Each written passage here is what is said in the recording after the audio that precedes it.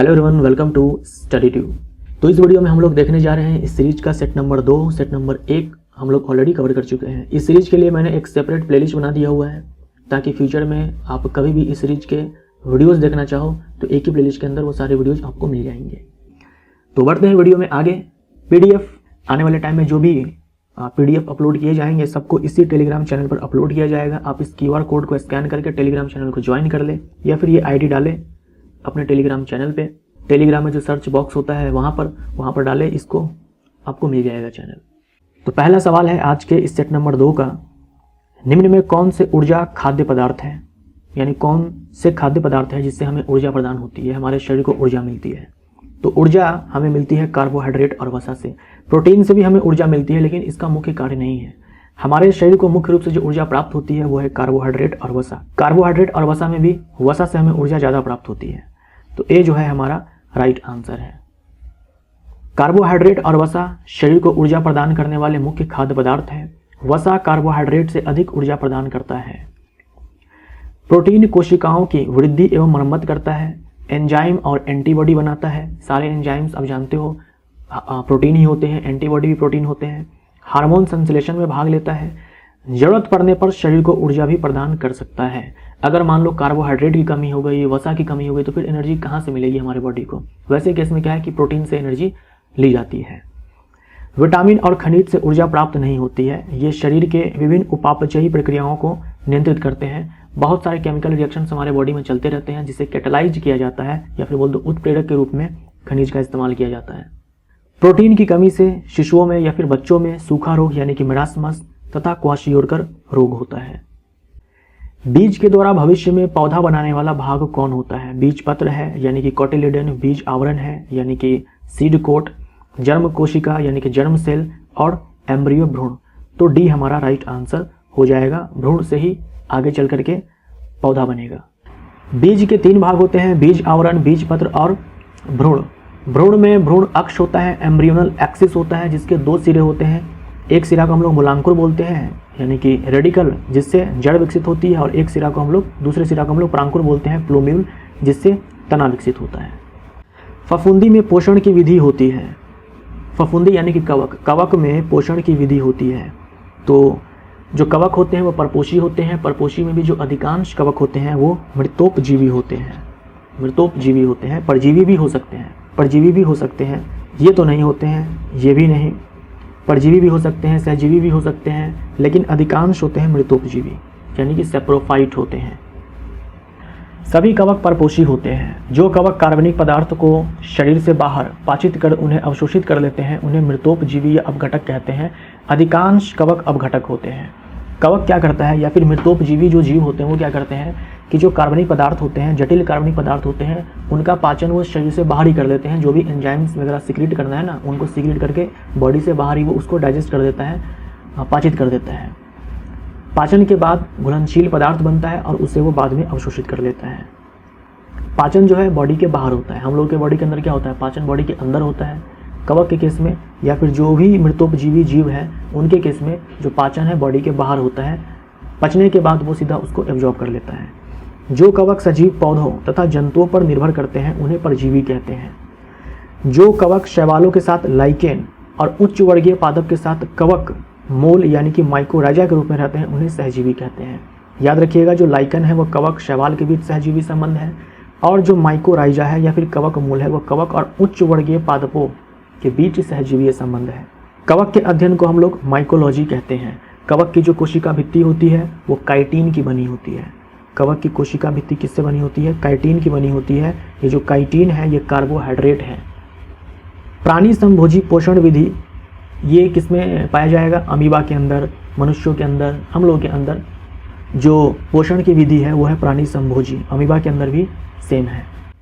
भोजन अभिग्रहण करने वाला अंग होता है, यानी भोजन को ग्रहण करने वाला अंग होता है। तो ये है खाद्य रसदानी। खाद्य रसदानी फूड वैक्यूल आपने अमीबा के अंदर देखा होगा, सॉरी माफ करिएगा, भोजन को अभिग्रहण करने वाला अंग होता है ये स्यूडोपोडियम। स्यूडोपोडियम, स्यूडोपोडियम सिंगुलर वर्ड है, स्यूडोपोडिया प्लूरल वर्ड है। तो स्यूडोपोडिया, स्यूडो का मतलब होता है झूठा और पोडियम या पोडिया का मतलब होता है पैर।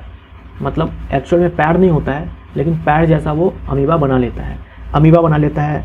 जो WBC है हमारे बॉडी के अंदर, वो भी स्यूडोपोडिया का निर्माण करते हैं। प्रोटोजोआ के उदाहरण जैसे कि अमीबा है, ट्रिपैनोसोमा है, पैरामीशियम है, प्लाज्मोडियम है। जो अमीबा है वो प्रोटोजोआ है। सभी प्रोटोजोआ परपोषी होते हैं, जैसे कवक सारे के सारे परपोषी होते हैं, प्रोटोजोआ भी परपोषी होते हैं। अमीबा अपने शिकार को कूटपादों, इसी को बोलते हैं इंग्लिश में स्यूडोपोडिया या स्यूडोपोडियम, तो कूटपादों की सहायता से पकड़ते हैं अपने शिकार को या फिर भोजन को, और खाद्य रसधानी बनाकर उसे पाचित करते हैं। उसके बाद एक होता है संकुचनशील रसधानी यानी कि कॉन्ट्रैक्टाइल वैक्यूल। अमीबा में जल संतुलन को बनाए रखती है ये वाली रसधानी। प्रोटोजोआ प्रोटिस्टा जगत के अंतर्गत आते हैं। अपवंक कवक को बोलते हैं स्लाइम मोल्ड। स्लाइम मोल्ड, अब देखो यहाँ पर कवक है, लेकिन ये कवक जगत का प्राणी नहीं है, ये प्रोटिस्टा जगत का प्राणी है और ये मृतोपजीवी है। नाभिक को कोशिका का मस्तिष्क भी कहते हैं। Brain of the cell nucleus को कहा जाता है। अनुकूल परिस्थितियों में अमीबा जनन करता, यानी जब फेवरेबल कंडीशन होता है तब अमीबा कैसे रिप्रोडक्शन करता है? ये करता है द्विविखंडन के द्वारा। एकाधिक विखंडन तो कुछ होता ही नहीं है, द्विविखंडन होता है, द्विविखंडन के द्वारा। अलैंगिक प्रजनन के प्रकार अमीबा के अंदर द्विविखंडन होता है। प्लेनेरिया हाइड्रा के अंदर पुनर्जनन होता है। ईस्ट है, हाइड्रा है, ब्रायोफाइलम है, मूकलन होता है। स्पाइरोगैरा जो कि हरा शैवाल है, इसमें विखंडन होता है यानी कि फ्रेगमेंटेशन। ये है बडिंग, ये है रीजेनरेशन और ये है बाइनरी फ्यूजन। बीजाणु समासंग यानी कि स्पोर फॉर्मेशन कवक के अंदर होता है, जैसे कि राइजोपस, मॉस है, फर्न है, इसके अंदर बीजाणु समासंग द्वारा अलैंगिक प्रजनन होता है। फर्न ये टेरिडोफाइट है और ये है ब्रायोफाइट। कायिक प्रवर्धन यानी कि वेजिटेटिव प्रोपेगेशन, इसके अंदर भी 3 मेथड्स हैं, पर्तन, कलम और रोपण। पर्तन, कलम और रोपण, ये 3 क्या है कि मेथड्स हैं, 3 विधियां हैं कायिक प्रवर्धन के। तो ये सारे क्या है, अलैंगिक प्रजनन के प्रकार हैं। किस जीव में पौधों एवं जंतुओं के लक्षण पाए जाते हैं? इनमें से कौन सा वो जीव है जिनमें पौधों के भी लक्षण होते हैं और जंतुओं के भी होते हैं? इन्हें पादप और जंतु के बीच संयोजक करी कहा जाता है। यह है युगलीना। युगलीना सी इसका राइट आंसर हो जाएगा। सभी जीवाणु और माइकोप्लाज्मा मोनेरा जगत में आते हैं। माइकोप्लाज्मा अपने आप में एक जीवाणु है। युगलीना प्रोटिस्टा जगत का जीव है। युगलीना में क्लोरोफिल पाया जाता है, अतः प्रकाश की उपस्थिति में ये अपना भोजन स्वयं बनाता है। देखो क्लोरोफिल है युगलीना के अंदर, तो जब लाइट होगा तो अपना खाना की खुद से बना लेगा, स्वपोषी हो जाएगा। लेकिन प्रकाश की अनुपस्थिति में ये परपोषी हो जाता है। इसीलिए युगलीना पादप और जंतु के बीच संयोजक करी है, कनेक्टिंग लिंक है प्लांट एंड एनिमल के बीच। युगलीना में कोशिका भित्ति की जगह प्रोटीन युक्त पदार्थ की परत पेलिकल होती है। युगलीना में कोशिका भित्ति नहीं होती है, उसके जगह पर पेलिकल होती है, पेलिकल परत होती है जो कि प्रोटीन से बनी होती है। इनकी संरचना, ये जो पेलिकल है, ये युगलीना की संरचना को लचीला बनाती है। युगलीना अधिकांशतः स्वच्छ जल में पाया जाता है। नारियल के फल का प्रसार होता है। नारियल के फल का प्रसार होता है रेशे युक्त मीजोकार्प से। तो ए हमारा राइट आंसर हो जाएगा। देखिए, नारियल के फल का प्रसार रेशे युक्त मीजोकार्प से होता है। जो ये सबसे बाहर वाला जो यहाँ पर ये देख रहे हो ना लेयर, इसे बोलते हैं एक्जोकार्प। इसके ठीक बाद जो फाइब्रस वाला पार्ट होता है, रेशे युक्त वाला जो पार्ट होता है, उसे बोलते हैं मीजोकार्प। ये पूरा मीजोकार्प है, ये पूरा मीजोकार्प है। और ये जो एकदम हार्ड पार्ट होता है, ये होता है एंडोकार्प। और जो हम लोग खाते हैं वो होता है एंडोस्पर्म यानी कि भ्रूणपोष। ये जो फाइबर होते हैं ना यहाँ पर, ये बने होते हैं आपके स्क्लेरेन्काइमा टिश्यू से। नारियल का खाने वाला भाग जो है भ्रूणपोष है, एंडोस्पर्म है। निम्न में कौन सी बीमारी यौन संचारित नहीं है? सिफिलिस यौन संचारित बीमारी है, यानी कि सेक्सुअली ट्रांसमिटेड डिजीज है, STD है। उसके बाद HIV एड्स तो है ही, गोनोरिया तो है ही। हेपेटाइटिस, हेपेटाइटिस के कई सारे प्रकार होते हैं। Hepatitis A, B, C, D, E। इनमें जो हेपेटाइटिस B है, ये तो सेक्सुअली ट्रांसमिटेड डिजीज है। A नहीं है, C नहीं है, D नहीं है, E नहीं है। और ये सारे जो हेपेटाइटिस हैं, ये हमारे लिवर को प्रभावित करते हैं। सिफिलिस और गोनोरिया ये यौन संचारित बीमारी है, सेक्सुअली ट्रांसमिटेड डिजीज है और ये बैक्टीरियल डिजीज है। एड्स विषाणु जनित यौन संचारित बीमारी है। हेपेटाइटिस जो है ये भी वायरल डिजीज है, ये भी वायरल डिजीज है, लेकिन ये सेक्सुअली ट्रांसमिटेड डिजीज नहीं है except hepatitis B. Hepatitis B जो कि यौन संचारित बीमारी है और ये काफ़ी खतरनाक बीमारी है हेपेटाइटिस बी। सारे हेपेटाइटिस जो है हमारे लीवर को अफेक्ट करते हैं। कोशिका के किस भाग में ग्लाइकोलिसिस की क्रिया होती है? तो ग्लाइकोलिसिस की क्रिया में क्या होती है?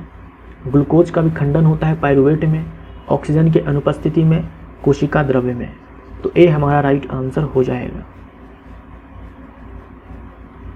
कोशिकीय श्वसन प्रक्रिया में ग्लूकोज का पायरुवेट या पायरुविक अम्ल में टूटना ग्लाइकोलिसिस कहलाता है। श्वसन प्रक्रिया में क्या होता है? ग्लूकोज टूटता है, वहां से ऊर्जा मुक्त होती है, उसी ऊर्जा का इस्तेमाल जो है कोशिकाएं करती है अपने अलग अलग कार्यों में।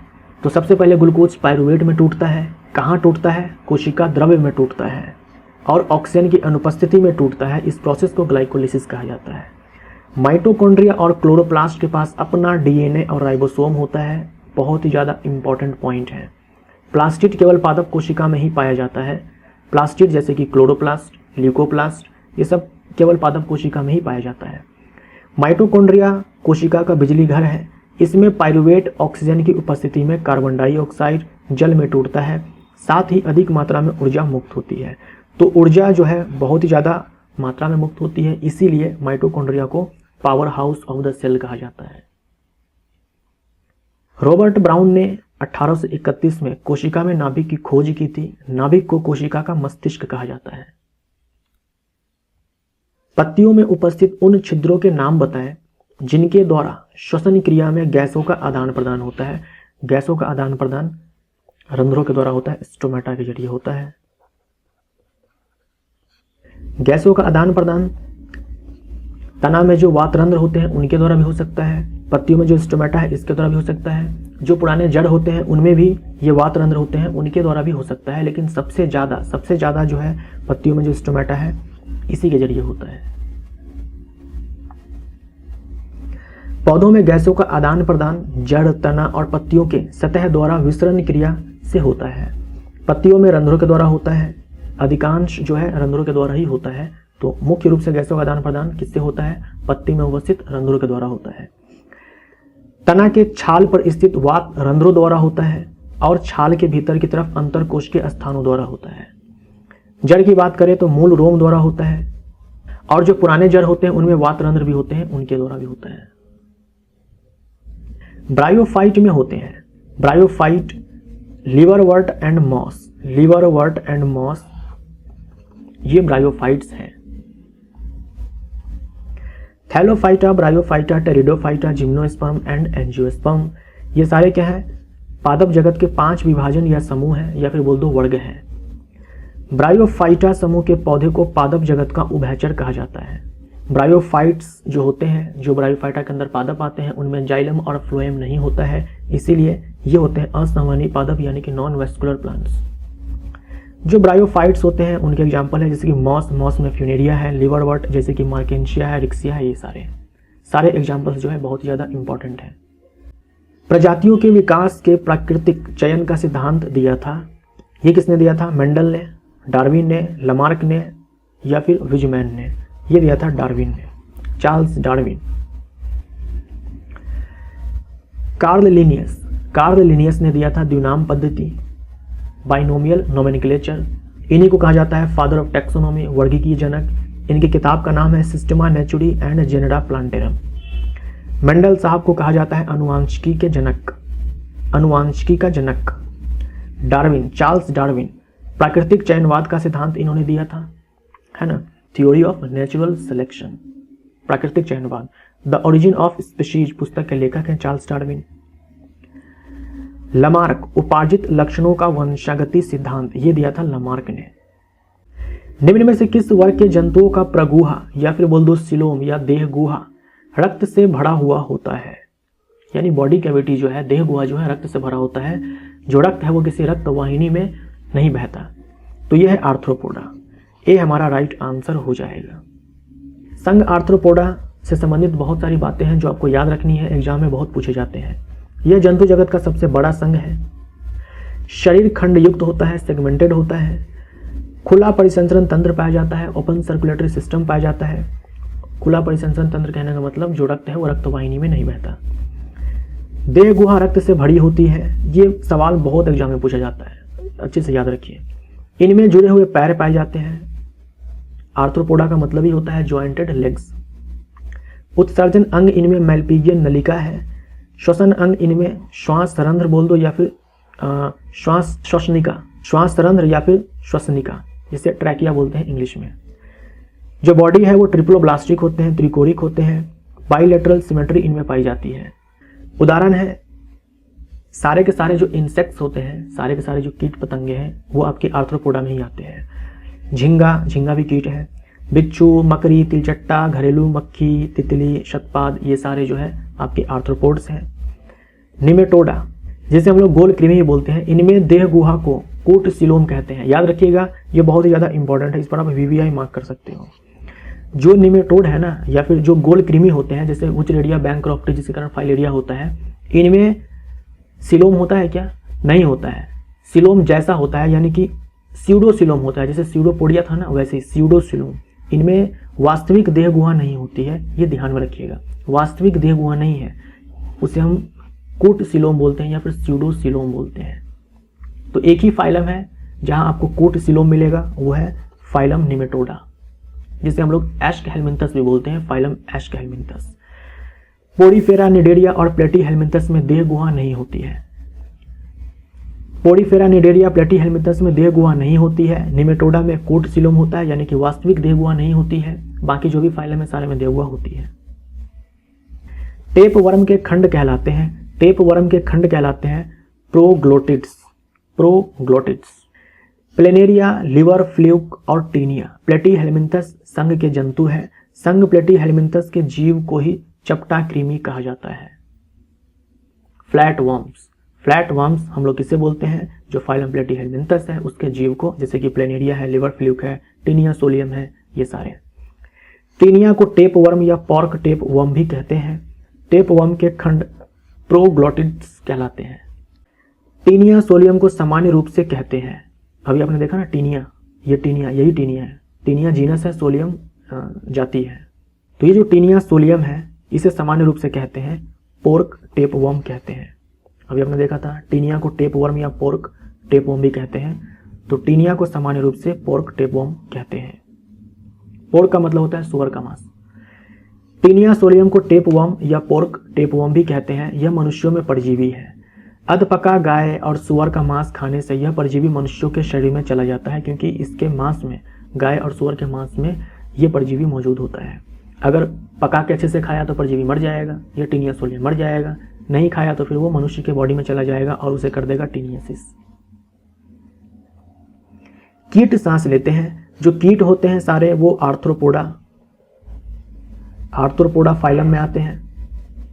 और अभी आपने देखा था जो श्वसन अंग है वो है श्वास रंध्र यानी कि ट्रैकिया। और मैल्पिगी नलिका, मैल्पिगियन टिब्यूल, वो होते हैं आपके उत्सर्जी अंग। सभी कीट आर्थ्रोपोडा संघ के अंतर्गत आते हैं। उत्सर्जन अंग मैल्पिगी नलिका है और श्वसन अंग श्वास रंध्र या श्वसनिका ट्रैकिया है। लाइसोसोम होते हैं। लाइसोसोम जिसे आत्महत्या की थैली भी कहा जाता है, इसी को पाचन केंद्र भी कहा जाता है। पाचक थैली, आत्महत्या की थैली, पाचन केंद्र। लाइसोसोम एकल झिल्ली युक्त संरचना है। ये कोशिका है तो एक झिल्ली से बनी हुई ये संरचना है ऐसे, और इसमें बहुत ही पावरफुल एंजाइम्स होते हैं। अगर इसे लगा कि कोशिका के अंदर भैया कुछ गड़बड़ी है, जैसे मान लो कोई बैक्टीरिया घुस गया या कुछ गड़बड़ हो गया कोशिका में, इस कोशिका का जीवित रहना बाकी सारे कोशिकाओं के लिए डेंजरस साबित हो सकता है। तो ये जो लाइसोसोम की थैली है, ये थैली जो है फट जाती है। फटने के बाद ये सारे एंजाइम्स जो है ये रिलीज हो जाते हैं कोशिका में और पूरे कोशिका को ही नष्ट कर देता है। इसीलिए इसे आत्महत्या की थैली कहते हैं। पाचक थैली भी बोलते हैं, पाचन केंद्र बोलते हैं, आत्महत्या की थैली, परमाणु बम भी बोलते हैं, कोशिका के सफाई कर्मी भी बोलते हैं। इनमें शक्तिशाली पाचक एंजाइम होते हैं। ध्यान रखने वाली बात यह है कि ये जो पाचक एंजाइम्स होते हैं ये बनाती है खुरदरी अंतर्द्रव्यी जालिका, और इसको पैक करने का काम कौन करता है? गोल्जी का। ये एंजाइम है, इसे बनाया RER ने, रफ एंडोप्लाज्मिक रेटिकुलम ने, और इसको पैक करने का काम किसने किया? गोल्जी का। रबर को सल्फर के साथ गर्म करने को कहते हैं। रबर जो थोड़ा सॉफ्ट होता है, सल्फर के साथ गर्म करने पर यह हार्ड हो जाता है। इस प्रोसेस को वल्केनाइजेशन कहते हैं। वल्केनाइजेशन, गैल्वेनाइजेशन आप जानते हो, लोहे को जंग लगने से बचाना है तो उसके ऊपर जस्ते की परत चढ़ाई जाती है, जिसे गैल्वेनाइजेशन कहा जाता है। वल्केनाइजेशन, वल्कनीकरण एक रासायनिक प्रक्रिया है जिसमें गंधक यानी कि सल्फर मिला देने से रबर को अपेक्षाकृत अधिक कठोर और टिकाऊ पदार्थ में बदल दिया जाता है। इसकी खोज चार्ल्स गुडियर ने की थी। वल्केनाइजेशन जो प्रोसेस है इसकी खोज चार्ल्स गुडियर ने की थी।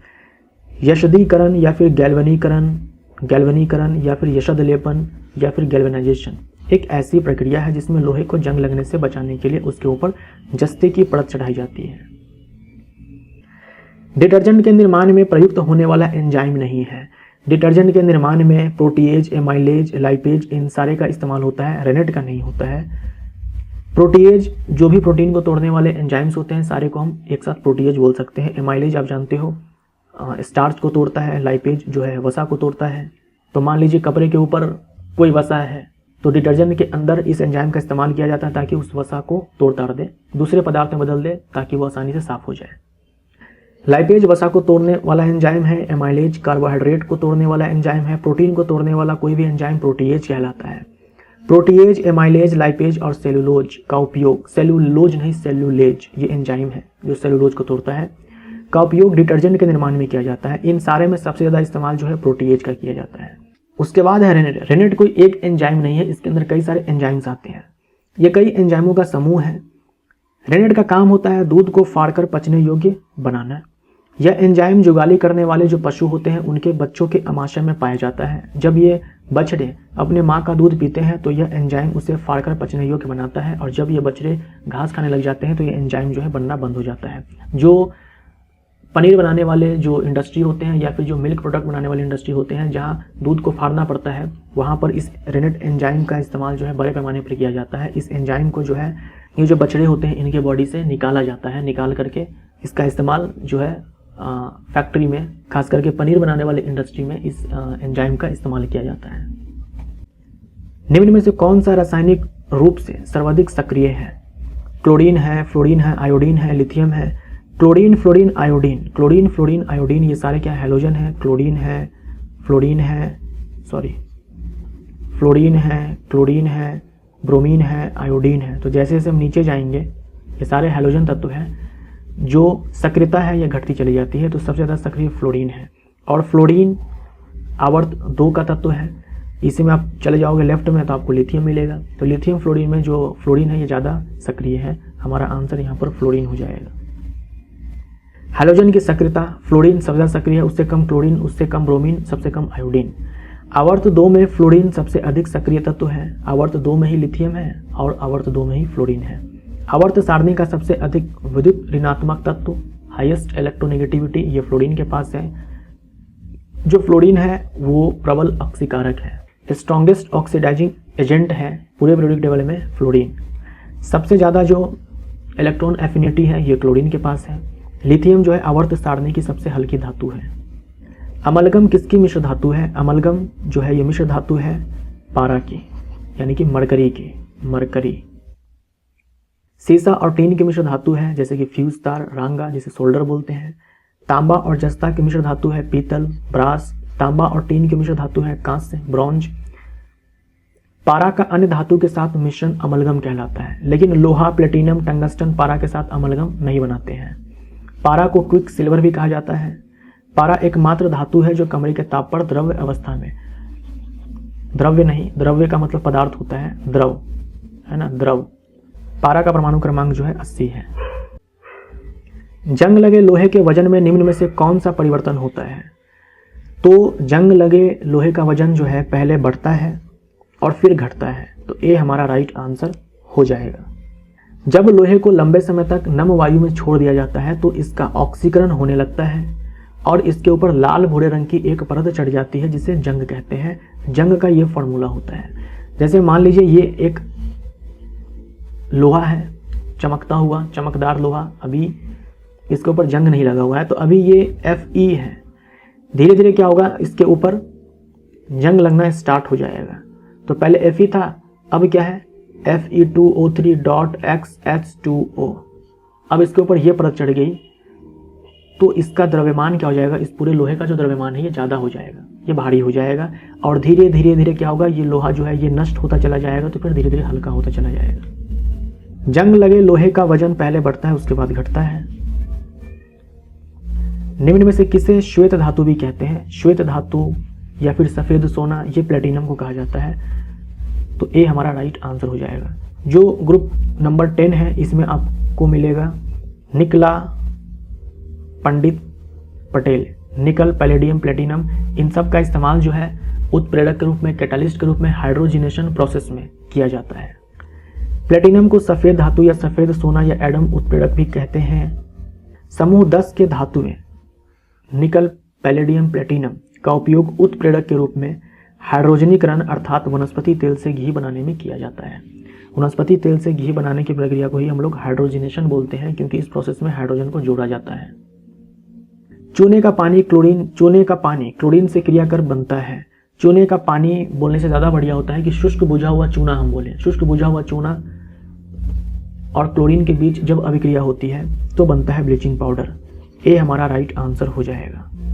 बेकिंग सोडा और टार्टरिक अम्ल के मिलने से बनता है बेकिंग पाउडर।